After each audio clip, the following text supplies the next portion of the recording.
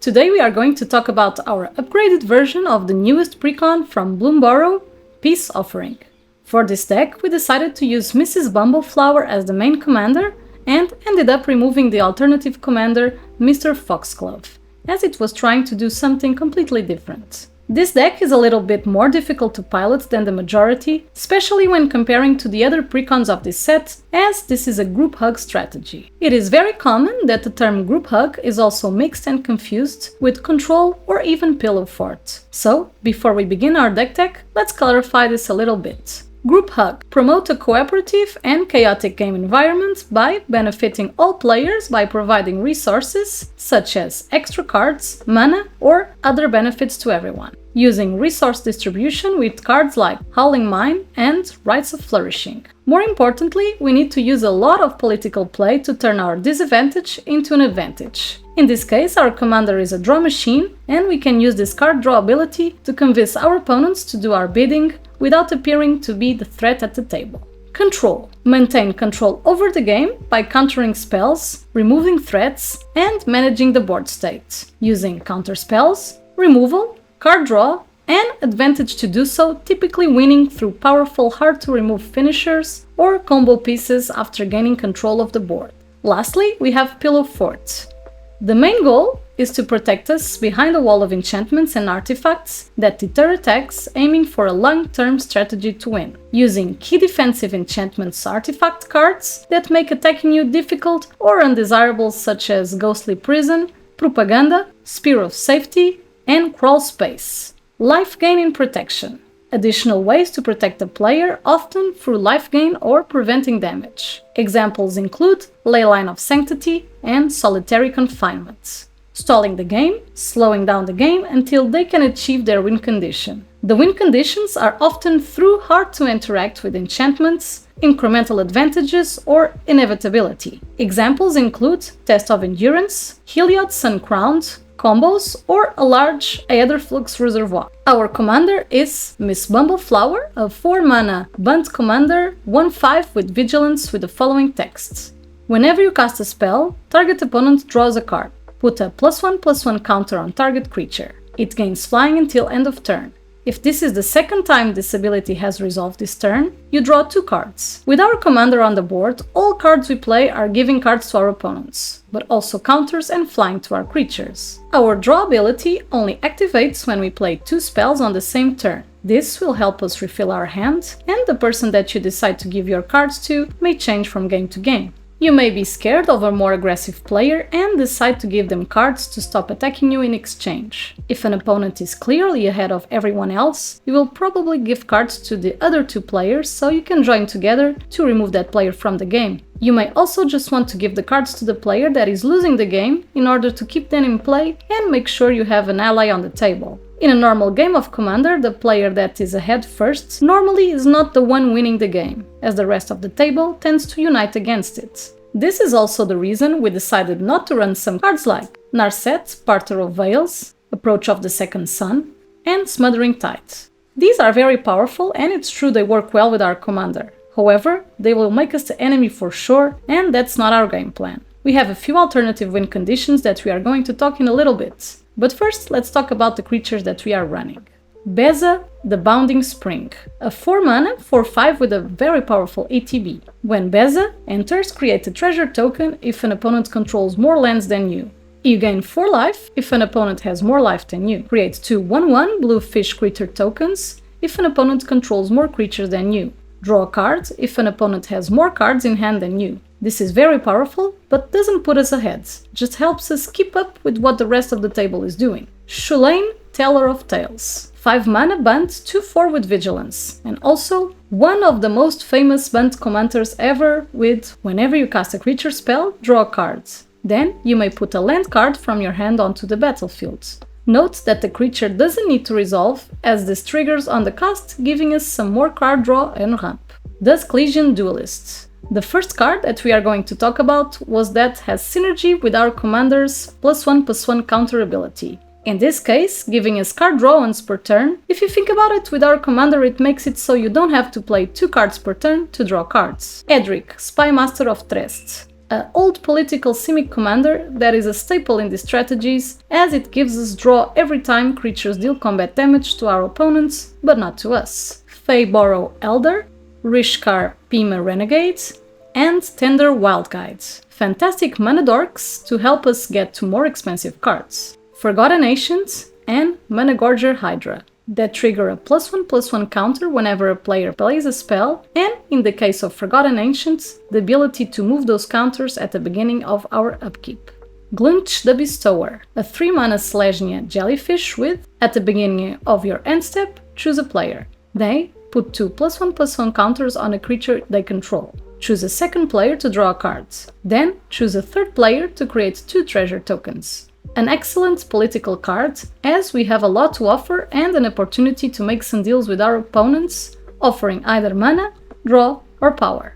Jolrael Munwali Recluse, one of the win conditions of the deck if the game goes long, and also gives us cats from drawing 2 cards per turn. Kami of the Crescent Moon for some extra card draw. Krosh Defense Contractor with, whenever you put 1 or more counters on a creature you don't control, tap that creature and goad it. It gains trample until your next turn. Also works with our commander, as the +1/+1 and flying from our commander can also be used on our opponent's creatures in order to help the table dealing with the biggest problem. Kawain Iterant Meddler, a classic group hub commander that gives every player a draw. Sergeant John Benton, a Selesnya Doctor Who legendary that, whenever it deals combat damage to a player, you and that player each draw that many cards. Socrates Athenian Teacher, working in a similar way, the second Doctor with, at the beginning of your end step, each player may draw cards. Each opponent who does can't attack you or permanents you control during the next turn. A way for us to protect ourselves and at the same time some extra draw. Trishka Decaphile, one of the 3 alternative win conditions we run on the deck. This one was also present on the original precon, with, at the beginning of your upkeep, if you have exactly 13 cards in your hand, you win the game. In this deck, this can happen with ease, even though our friend here doesn't tend to leave too much on the board. 20-Toed Toad, another alternative win condition that was available on the original precon deck list. A 4-mana 3/3 frog with, your maximum hand size is 20. Whenever you attack with 2 or more creatures, put a +1/+1 counter on 20-Toed Toad and draw cards, and whenever 20-Toed Toad attacks, you win the game, if there are 20 or more counters on it, or you have 20 or more cards in hand. Having counters on him or cards in hand also helps us achieve our goal. He may not live to see it, since he will be a big threat on the board, but our little frog friend does give us some card draw at its bare minimum. Now for sorceries. We run a total of 6. Tempt with Bunnies is a new card from the set that gives us tokens and draw. Tempt with Discovery is the other card with tempting offer. This time gives us lands instead. At the cost of our opponents ramping 1 land, we can get up to 4. Wear Down, a new card from Bumbleflower, allowing us to destroy up to 2 target artifacts or enchantments. Secret Rendezvous, for some card draw as well, as some political favors with our opponents. And 2 board wipes we decided to run: Promise of Loyalty and Starfall Invocation. Promise of Loyalty is an old group hub board wipe that leaves everyone with 1 creature on the board, and the fact that as long as the creature remains with the vow counter, it can't attack you or planeswalkers you control. On the other hand, Starfall Invocation is a new board wipe that, for the low cost of giving 1 card, we can keep a creature on the board, hopefully a creature with a good ETB ability. Artifacts. We run the usual mana rocks plus Tempting Contract, another political card that, at the beginning of your upkeep, each opponent may create a treasure token. For each opponent who does, you create a treasure token. This will make sure that we have mana to cast 2 cards per turn and keep the ball running. At the same time, we are on our opponent's good side for giving them some mana. Instance.